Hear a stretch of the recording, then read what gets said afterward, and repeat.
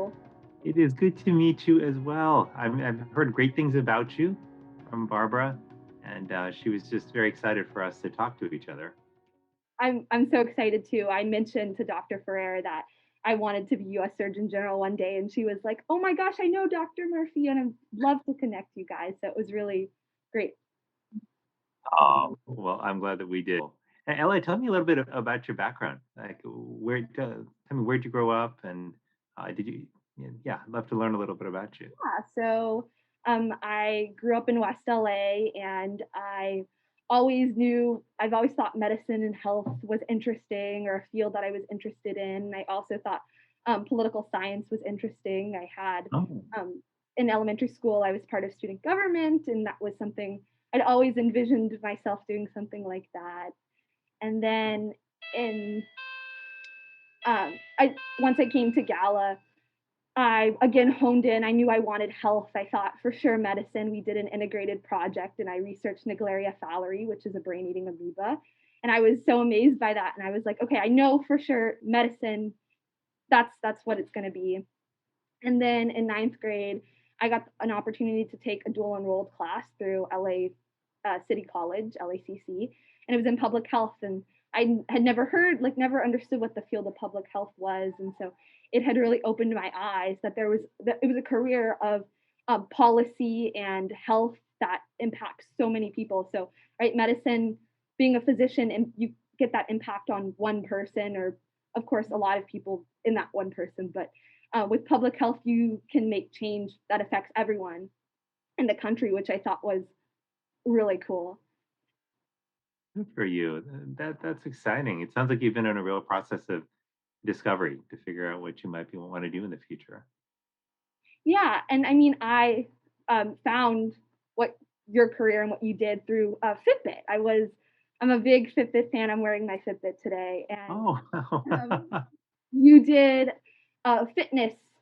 You paired up with Fitbit to do. I wrote it down, but to do the Step It Up challenge, and that was the first time I saw your name, and I was like, that is so cool, like that he he's pairing up with Fitbit, one of my favorite things, like trying to get my 10,000 steps, and so I had done research on your position because I'd asked my mom like, who is that? What did they do? And she just was like, that's the nation's doctor, but you should um, research it on your own, and so I had done my own research and was like, this just seems like such a cool position. I mean, I love public speaking, and I know you do a lot of public speaking, and just that's how I ended up with that as that's well. incredible. Well, I'm glad that your mom encouraged you to look up the position and that Dr. Ferrer got us in touch with each other.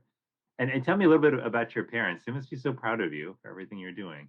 Yeah. So my mom, um, she grew up in Los Angeles. She went to school in Los Angeles, and my dad was born in Iran, and he moved here when he was in his 20s, and they met. And yeah, totally support my dreams, and I think that's why they sent me to Gala, and that was part of our decision, is because of amazing opportunities and Dr. Hicks. And Wonderful, wonderful. Well, I'm glad that we're chatting. I'd love to, if you have any questions or things you want me to answer, I'm happy to go through whatever would be helpful to you. This time is yours. I had wrote a couple questions down. So your predecessors in the previous administration handled the initial COVID response. You were the Surgeon General during Obama's administration, which I understand had a pandemic playbook. And now you're Biden's Surgeon General, which makes for a unique view into how you would have approached COVID-19 pandemic differently. What are the key initiatives that you are focused on implementing to prevent and to minimize the impact of another global pandemic? Well, it's a really good question, and it speaks to something that's critical, which is that we have to make sure we continue to learn from each outbreak that we have, each pandemic we experience, so that we're getting better and better and better. And that's part of the purpose of having a playbook of sorts. It's a way to capture the nation's learnings and to make sure that we do better the next time than we did the time before. But when you approach any kind of pandemic, you've got to operate on multiple fronts. One of the most important things you have to do, which sometimes is an afterthought, but it's actually central to pandemic response, is to think about how you communicate with the public. You have to be clear. You have to communicate often. You have to communicate early, and you have to communicate honestly. And all of that is very important because the most important sort of element that you have in a pandemic response is trust. And if you lose public trust, even if you have the best vaccines, the best medicines, the best strategy, people won't necessarily listen to you. They may not, take advantage of some of those opportunities, even if they're life saving, and they won't do those things if they don't trust you. So you have to cultivate that trust, and that involves being open, being transparent, and being as honest as possible with the people you're seeking to serve. Within that, though, from a strategic standpoint, there are a number of things you have to do. Now, you have to, number one, think about how to do data gathering and surveillance to be able to understand where you're being hardest hit, who's being hardest hit, and where you need to focus your resources. That requires surveillance and data, and figuring out how to gather that quickly, interpret it, and get it out to not just federal partners, but also state and local partners is critical. Then you also have to develop tools to help you fight the virus. And in this case, vaccines and treatments were incredibly important. We needed tests as well. But keep in mind, at the beginning, we didn't have abundantly available rapid tests for COVID that you could just buy in the store or order for free online and then take it home. But developing those was a very important part of this process. And then, of course, there's protective equipment. What are the things you can give people that can help protect them in their day to day, whether it's masks or in the hospital, gowns, gloves, and other tools. So you've got to work on all those fronts when you're addressing a pandemic. And the last couple I'll mention is that you've got to think globally. In this day and age, pandemics aren't often restricted to one country. By definition, they are global, and global crises like pandemics require a global response. They require cooperation and information sharing between various countries. So you've got to build those partnerships, and ideally, you would have built them before, which is why it brings me to my last point, which is how to think about the future. We always should be planning for the next pandemic because we never know when it's going to come. But that means that we've got to invest in building the right partnerships domestically and abroad right now. It means we've got to invest in building the public health infrastructure we need in our country so that we can understand what's going on in different parts of our community and not find out too late. And it also means that we've got to invest in people, right? So we know in our healthcare systems, for example, a lot of our nurses and doctors and other health workers were really taxed and strained during this COVID-19 pandemic. How do we make sure that we have enough resources and plans in place to support our health workers for the future? That's work that we should be doing now, not just for COVID-19, but for whatever may come after it. Yeah, and I think you mentioned something Dr. Furr also did, building trust and the importance of communicating to the public. And I also know that there's a lot of discussion about more research into things that might become our pandemics in the future. And so I think that's interesting that you brought that up, is making sure our infrastructure is up to date for a possible pandemic. And I think it also goes on to my next question about health misinformation. I know your office has done a lot of work about debunking health when it comes to health misinformation. I'm a Girl Scout and I'm working on my Gold Award. And so that was part of I've also seen a lot of health misinformation when it comes to my own friends and my fellow peers, that they're not sure where to turn to when it comes to things about their health. And so wanted to know, what is your advice to our gala community when it comes to tackling health misinformation? How do we know where to find health information that's evidence based and accurate? It's such an important question, Ella, and it's important because health misinformation is so common now. And in fact, the spread of health misinformation and the sophistication and speed with which it's spreading is really unprecedented. We haven't really seen something like this in years past. And a lot of it is aided, in fact, by technology and social media platforms. But we've got to figure out how we manage it because people are making decisions based on the information they get. And it's becoming harder sometimes to tell what's accurate and what's not. So, a couple of things this sort of a merits. Number one is we have to re examine what we share, in fact, with friends and with family members on social media, on text chains, and even by word of mouth. Sometimes we may read an article online, not necessarily know what the source is, but share its content with other people. And because they trust you, they might think, okay, this has got to be accurate. The question is, did you check the sources? Did you make sure it was in fact accurate? A lot of times we may not know, but we have to raise our bar such that if we're not sure if something is coming from an accurate source, don't share, right? Because you could be spreading misinformation and that could harm people's health. In terms of where to find accurate information, I mean, in terms of where to find accurate information, this is also a really important question because it can be tricky these days. One of the things that's critical is for health information, you want to go to doctors, to scientists, to public health authorities to find that information. And the good news is that there are a number of medical and public health sources out there, starting very locally.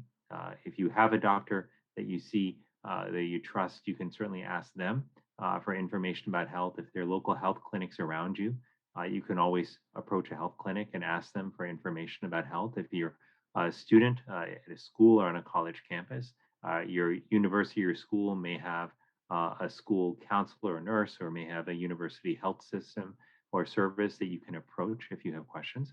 But even online, you can look up your local Department of Health. You can look up your state Department of Health or the CDC, the Centers for Disease Control and Prevention.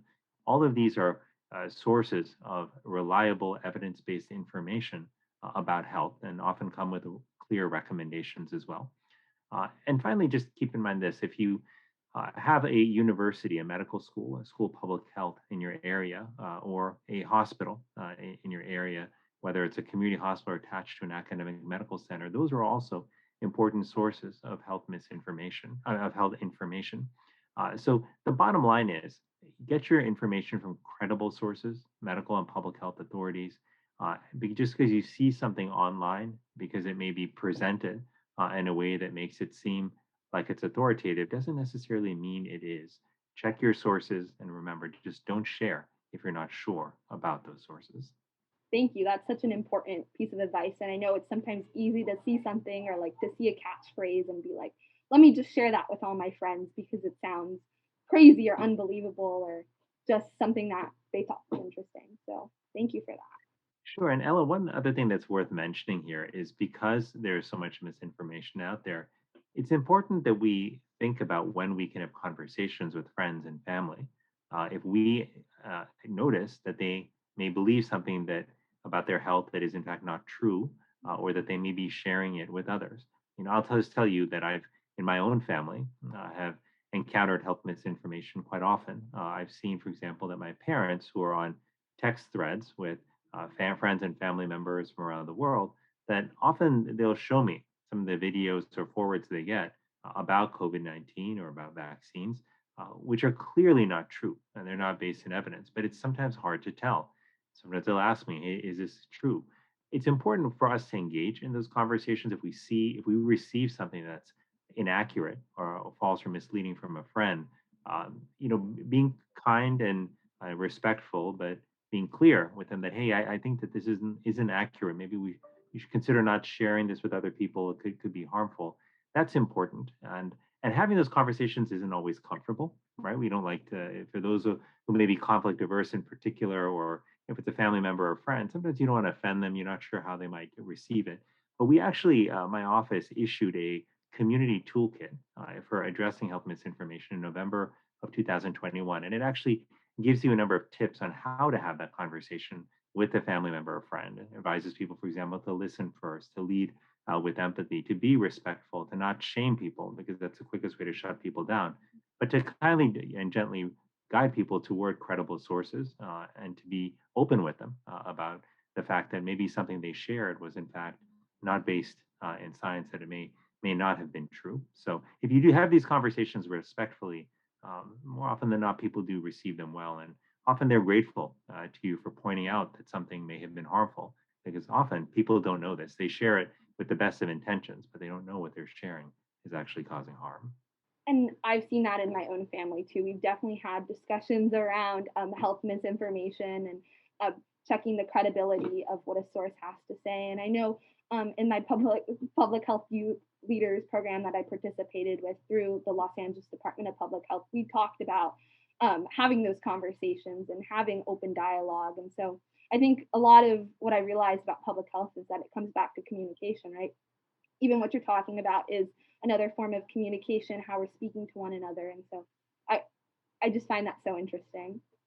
And then I also know that empowerment is another vital public health tool. And I wanted to know if you had um, what are the steps that we can take to empower Americans and especially young Americans to take initiative in their own health?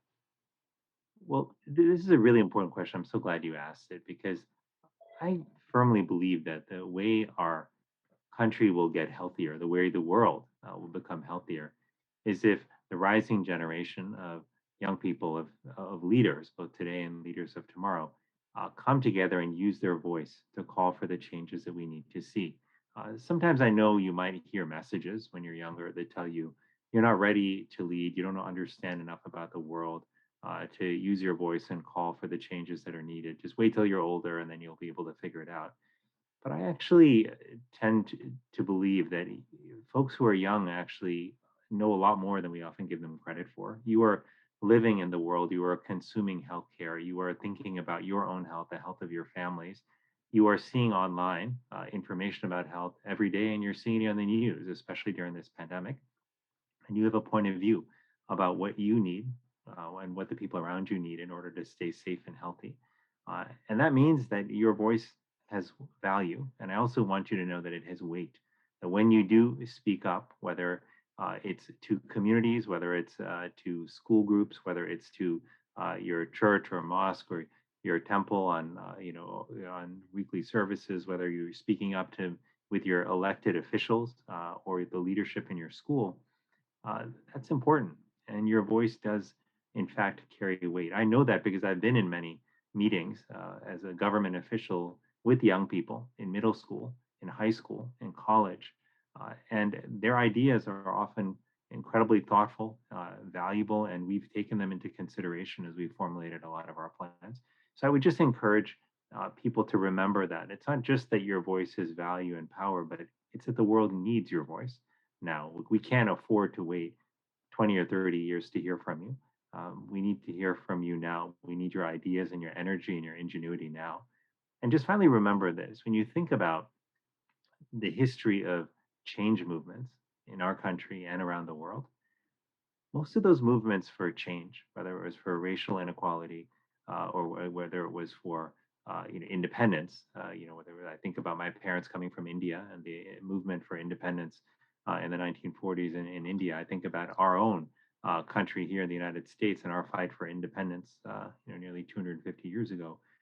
Those efforts, those movements, were often catalyzed and powered by young people. So never underestimate just how much you can change the world, how much you can change your country. And if we remember that, and if you come together and use your voice collectively, it can bring our country what it needs, which is a clear vision, a clear voice, calling for the kind of change that will not only serve your generation, but the generations above and below you. And thank you for that. And I know that's something that at Gala we're taught to use our voices and to raise our hands, and that our participation in conversation matters. And I think I have one final question about just advice you have for um, someone who wants to enter public health, or is, I mean, I know I'm interested in being U.S. Surgeon General. So what is your advice to me for that? I'm so glad to hear that you're interested in being Surgeon General one day. That's wonderful. If I'm still around when you become Surgeon General, I would love to come visit you. That would be great. But look, I'm excited that you're interested in public health because look, this is a time when public health is more important than ever. We've seen in the last 2 years of the pandemic how our health affects everything else around us, our economy, our education, our connections with family and friends and neighbors. So much of this is tied to our health. So there couldn't be a more important time to go into public health.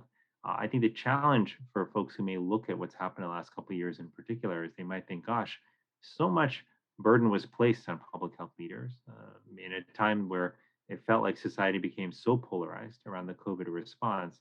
A lot of public health leaders shouldered a lot of blame and attacks, often unnecessary and certainly uncalled for. But they took a lot of heat, if you will, and they suffered a lot, and their families did as well during this pandemic, even though their goal was simply to serve their communities. So I know people may look at that and say, "Gosh, do I really want that for myself?" But I would just say this also, that there are many ways to contribute to public health. The need is great, and we need smart, thoughtful people who are responsible, who are driven by a moral cause, which is improving people's lives. We need more people like that in the world of public health. Lastly, it's a very exciting field to be in because it's at the cutting edge of innovations around science, technology, and communications. It's never boring. There is an endless list of public health threats that we have to deal with. But the satisfaction and fulfillment that comes from addressing some of these public health concerns is really immeasurable. I've spent so much time with local, state, and federal public health leaders over the years, and as tough as their jobs are, they go home most nights just feeling lucky to be able to do the work that they do, to be able to serve and save lives in the way that they do. So I hope that that can be in the cards for you, Ella, and certainly for a lot of your classmates as they think about their future. We need good people in public health, and again, this pandemic has just been one more example of how investing in our public health workforce is absolutely essential. Well, thank you for all your work you've done with COVID and just in general and your leadership. And thank you for taking the time today to have this conversation with me. It means so much. Oh, of course, Ella. I'm so glad you reached out, and I'm so glad we had a chance to talk. I know your parents must be incredibly proud of you and your brother as well. And I am too. I'm so glad for everything you've done and excited for what you're going to do in the future. I hope you do enter the field of public health. I hope you do become Surgeon General one day. And when you do, we'll be cheering you on and wishing you the very best. Thank you. You take care, Ella, and please give my best to your parents and your brother. Okay? Thank you to your family as well. Thank you very much. You take